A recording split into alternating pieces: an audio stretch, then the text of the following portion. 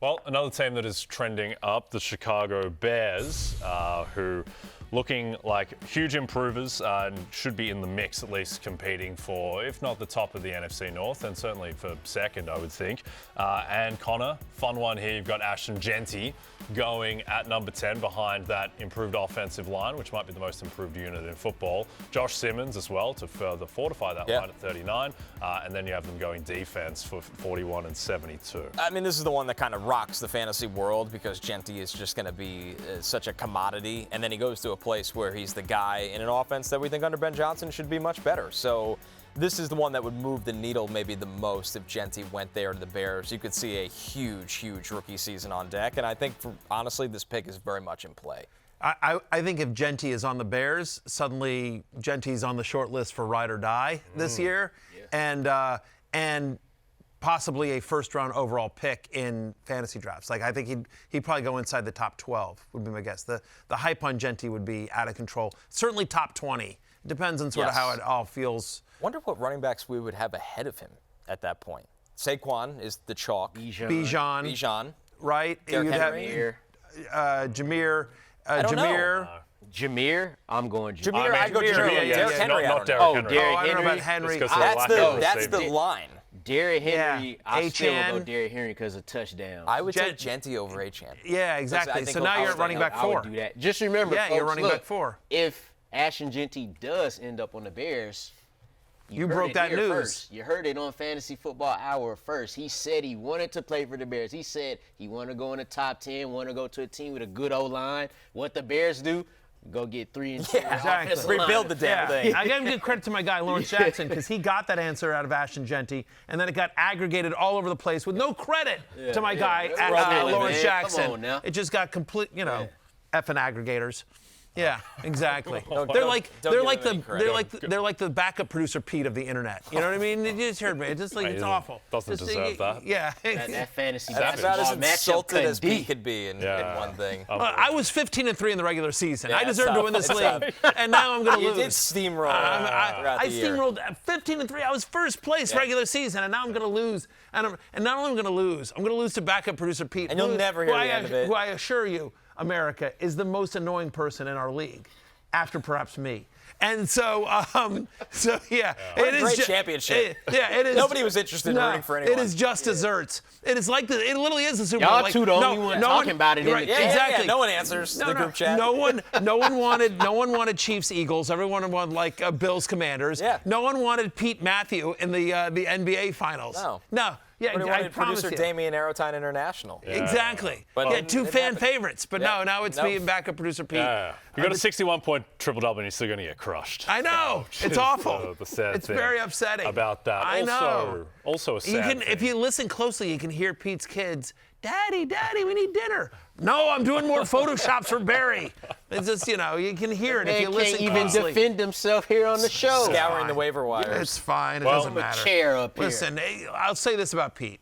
He's a Giants fan, so it's nice that he at least has something. So he'll have one happy memory of sports over this calendar year. Yeah. Well, another entity that is focusing more on Photoshop than winning, it seems, is the Dallas Cowboys, Connor, who it's not that long ago. The Dallas Cowboys were like a 2 seed and the second favorite to make the Super Bowl. How quickly things change. Absolutely trucked by the Packers at Jerry World. And now you have them at 12, fortifying the offensive line. But the real fun one is at running back with Quinshon Judkins. Right. He's the more interesting combo than Jeanty. We're all going to probably take Jeanty in the first round. We would wonder here, Lawrence, how high do you draft Quinshon Judkins if he goes to a backfield where he's the guy the second he walks into the star? Well, if anything, if you learned anything last year from Bucky Irvin and the Bucs and how that unfolded, this could be a very similar situation. And I expect Quinshon Judkins to get drafted a little bit higher than Bucky Irvin did.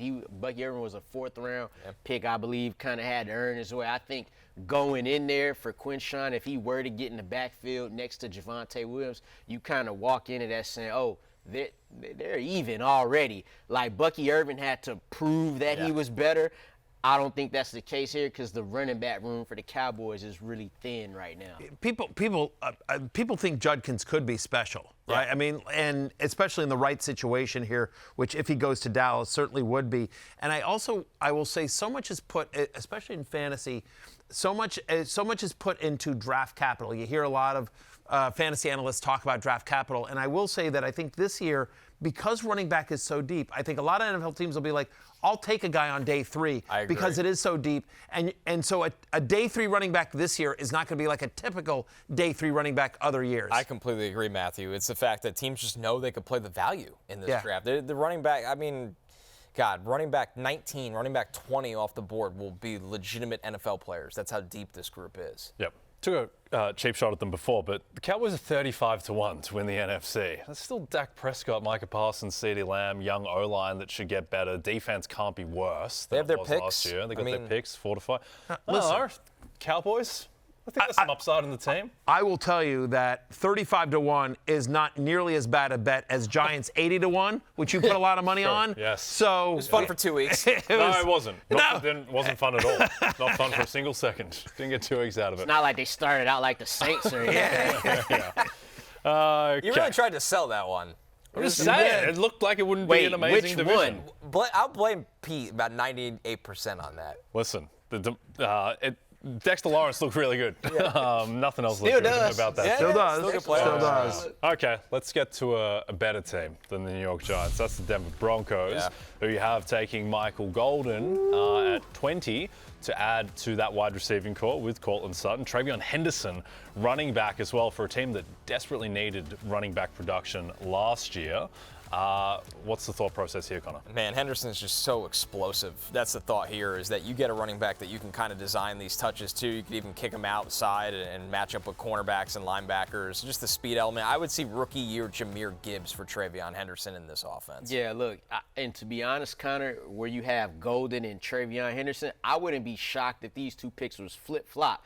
And if the Broncos do get it back like Henderson, who's so similar to Jaleel McLaughlin, you can expect Henderson to, like, really get to that 15 to 20 touch mark because they're such similar running backs.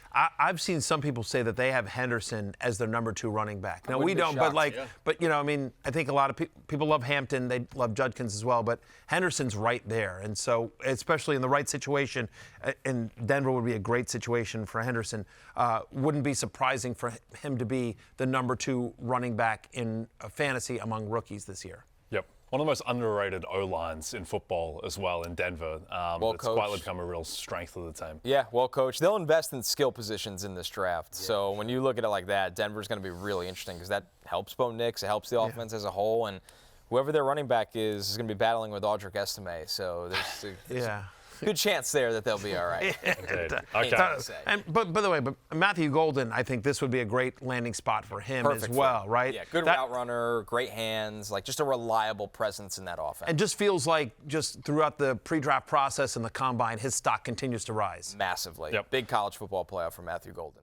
Hey, it's Matthew Berry from NBCSports.com and RotorWorld.com, and I want to thank you so much for watching whatever it is you just watched, or if nothing else, being too lazy to click out of the autoplay after this video started, after whatever it is you actually wanted to watch finished. But now that you're here, I'd like to take a moment here to ask you respectfully now, okay? I'm asking you respectfully to subscribe to the NFL on NBC YouTube channel.